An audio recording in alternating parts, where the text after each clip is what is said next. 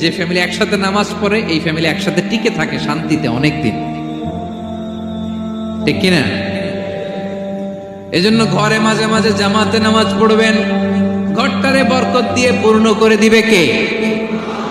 এজন্য সাইয়েদনা লোকমান বললেন, আকিমিস সালাহ, আমার কলিজার টুকরা সন্তান, নামাজ নষ্ট করো না, নামাজ নষ্ট করো না। অনেক ফ্যামিলি আছে, অনেক ফ্যামিলি নিজেও নামাজি, ছেলে মেয়েদেরকেও নামাজের কথা বলে, পড়ায়, জোহর পড়তে দেয়, আসর পড়তে দেয়, মাগরিব পড়তে দেয়, এশা পড়তে দেয়, ফজর পড়তে দেয় না। এই বাবা মারা মনে করে সকালে কিভাবে ডাকি, উঠতে চায় না হুজুর, কাঁচা ঘুম, কষ্ট হয়ে যায়। ফজরের সময় যদি আগুন লেগে যায় আপনার ঘরে, কি করবেন?